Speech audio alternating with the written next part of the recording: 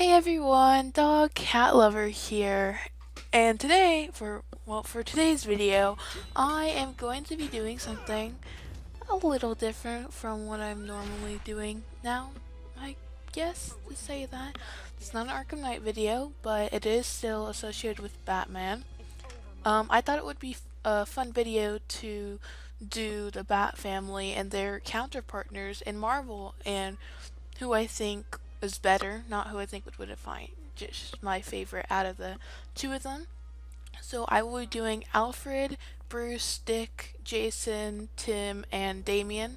No Barbara or Cassandra or Stephanie or Carrie. Just the Batboys, I guess I should say. So let's get started. Now I'm just gonna go down the line of age, which means, oh well, for the Bat Boys, which means I will be starting with Alfred first. Now I am going to give a little background on both characters and then who I think is my favorite. So first I am doing Alfred Pennyworth and I am comparing him to who I think is his counterpartner, and I think his counterpartner for Marvel would be Happy Hogan, and I am doing the comics just because some of the characters I could get a better representation for in the comics rather than movies. Like Tim, I believe he's only in Young Justice. He's probably in a couple of, well, he's in older Tim, I should say. But yeah, I'm just gonna stick to the comics for this one. So my answers may vary for the movies, but right now we're sticking to the comics. So let's start with Alfred Pennyworth. Now, Alfred is best known for being Bruce's butler, and he basically helped Bruce start up the whole Batman thing. He's Bruce's dad basically. Now after his parents passed away, he took care of Bruce and he helped him become the Batman. And Alfred Alfred is just the boss. Like you can't have Batman without Alfred. You can't. And Alfred does not get the credit that he deserves. He is so much better than just a butler. He is a freaking the best. Try not to curse. And so Alfred, he was originally a detective, and he met Bruce's parents, and they were like, "Hey, we can help you because other stuff has happened." And yeah, so Alfred met them, and then Bruce came into the picture, and then Alfred was still there when his parents died, and that happened. And I know that he has a TV series called Pennyworth. I have yet to watch that. I kind of need to do, but that is okay. Now, as of right now in comic history, Alfred is currently dead, thanks to Bane, but DC doesn't bring him back. I would be very sad, but um, in the superhero world, it is known that you never really die. Example, Jason Todd, and so many other superheroes who come back to life. So I'm not too worried about him. Also, Roy Harper, he's dead. He's one of my favorite characters. Um, but I'm not too worried about them. I'm sure they'll come back, and if they don't, I will be very mad at DC. Yeah, and so Alfred is basically the caretaker of all the boys, even some of the girls. He basically raised them. He's basically a grandfather to them, even though he probably raised them more than Bruce has ever. But yeah. And now I'm just gonna try to keep these background things kind of short since I have a lot of characters to get through. Now over to Happy Hogan. Now I haven't actually read any comics with Happy in them. I only know Happy from the movies, but through a very insightful look at the internet, I found out a little about his comic character. Now, the reason why I think Happy is Alfred's counterpartner is because I know that Happy is known for helping Tony, and he also helps Spider-Man but he's mostly known for helping Tony, being his security guard. But you know that Tony doesn't really need a security guard. Basically, Happy's just along Tony's side and help him through all of Tony's adventures, I guess you could say. That's why, um, that's why I think he and Alfred are similar. Different universes. And I would say my favorite character has to be Alfred, because Alfred is just the OG. Alfred is the best. You can't beat Alfred out of anyone. Like Alfred is just outstanding. Alfred is Alfred, and you can't beat Alfred. You can't. Now, moving on to my next character, which is Batman or Bruce Wayne, and I think his counterpartner would be Iron Man or Tony Stark. These two are most commonly compared. There's probably better comparison to Batman, but I'm just gonna do the more commonly one as I know. So, yeah. So in the comics, Bruce's parents die, so he becomes vengeful and he wants to avenge them. So he becomes Batman, and it ends up turning to a whole thing. He adopts childs and uses them as human shields. That's that's all the fun.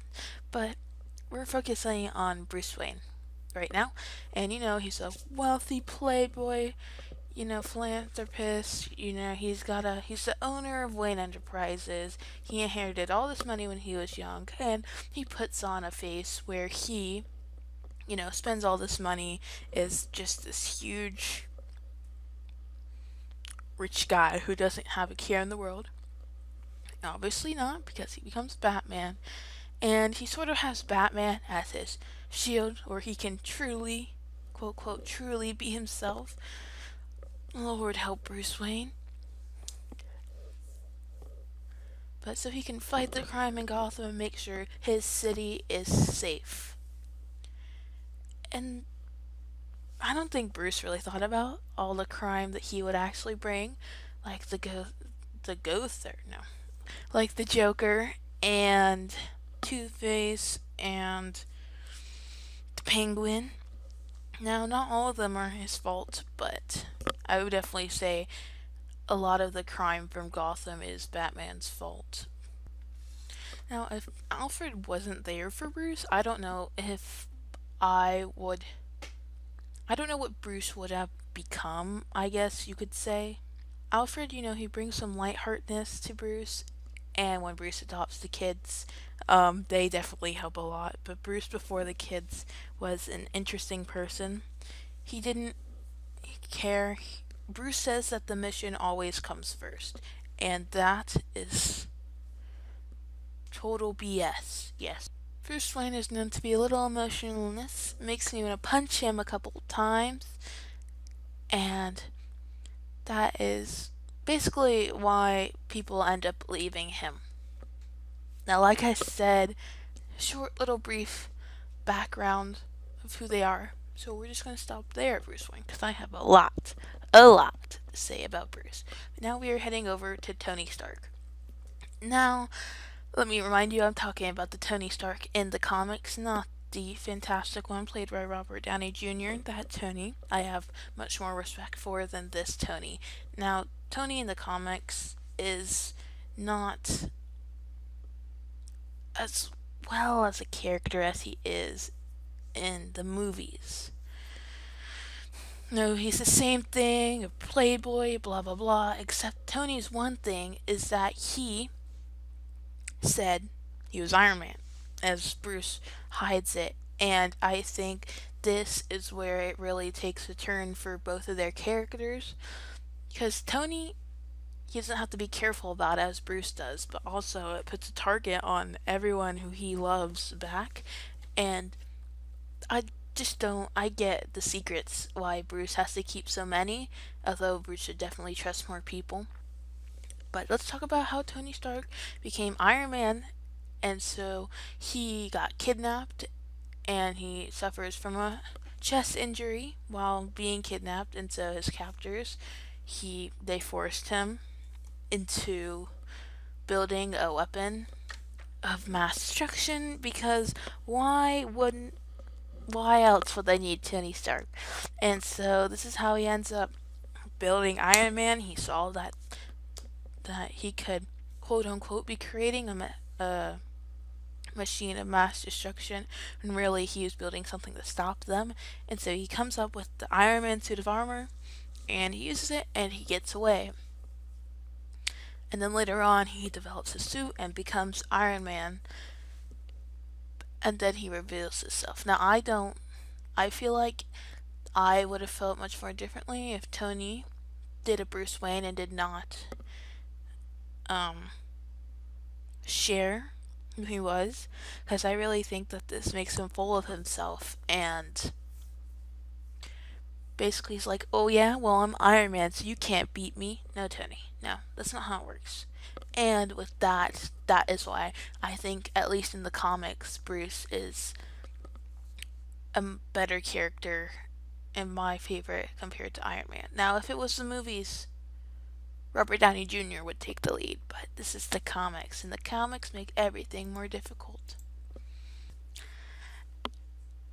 And that's gonna do it for today's video. I know that I said that I would have all the other bad boys in it, and I really meant to, but I was looking at the time that this video was being taken to edit, and there have been so many cuts in this, and it just is truly a lot to edit, and I am currently editing this at Thursday, so not the best timing for me, but that's okay. And also, it's already 10 minutes, so if you wanted to add in the 4 other Bat Boys, that would make it 30 minutes if we stay on the same track. Or, no, it would make it. It would just be a longer video, and yeah, but be sure to make sure to watch out for part 2. Hopefully I can get that recorded sooner and edited so you can get the 4 Bat Boys, and if not, there might be a part 3, but it's okay because it's the Bat Boys, so I think we can handle that. But I just wanted to say thank you for watching. Make sure to like, subscribe, and ring the bell so you're notified of my next upload. Make sure to comment down below what your favorite out of Alfred and Happy and Bruce and Tony was from the comics. And with that, I will see you guys next time. Bye.